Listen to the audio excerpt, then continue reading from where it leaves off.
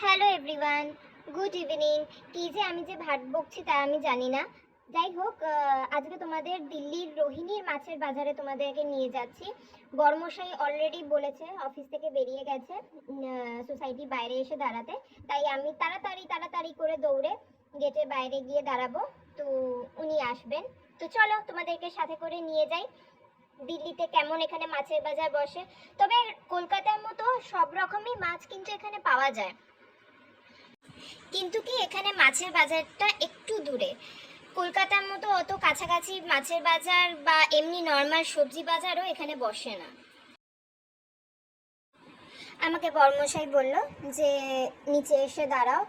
আমি তাই নিচে এসে ওয়েট করছি বরের জন্য। বড়মশাই আসছেন অফিস থেকে, এসে নিয়ে যাবে। কারণ কি এখানে এতটাই দূর মাছের বাজার যে মাছ খাওয়ার ইচ্ছা চলে যাবে।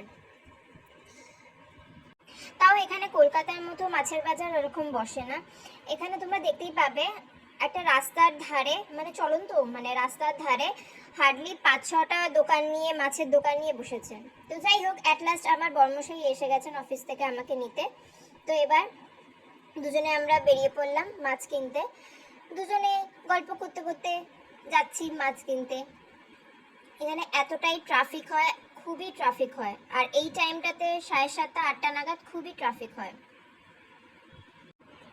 দেখো ওপর দিয়ে মেট্রো যাচ্ছে, আমরা জ্যামে দাঁড়িয়ে আছি, ওপরে মেট্রো যাচ্ছে।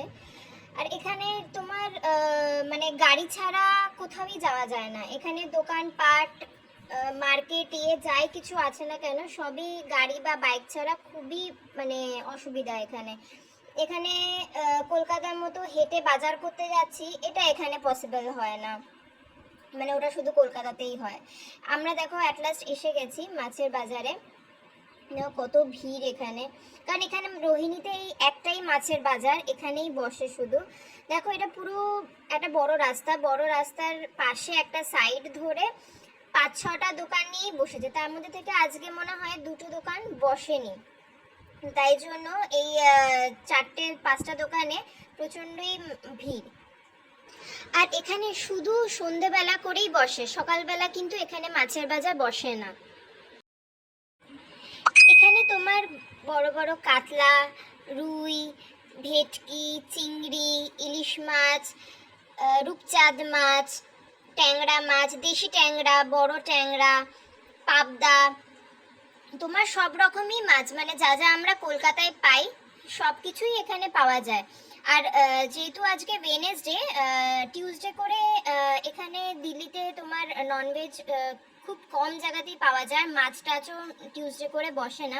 তাই ওয়েডনেসডেতে একদম ফ্রেশ টাটকা মাছটাই নিয়ে বসে, তাই জন্য আমরা ওয়েডনেসডে করেই যাই মাছ কিনতে। তো দেখো সব রকমের মাছ এখানে পাওয়া যায়। আর এখানে দেখো কি সুন্দর পেছনে হলুদ রঙের ফুল হয়ে রয়েছে, দেখতে ভীষণ সুন্দর লাগছে দেখতে। মাছ কেনা অ্যাট লাস্ট হয়ে গেছে। মাছ ফাছ কিনে আমরা দুজনে গল্প করতে করতে দেবা দেবী আবার দুজনে বাড়ি ফিরে আসছি। তো চলো এখানেই ব্লগটা শেষ করছি।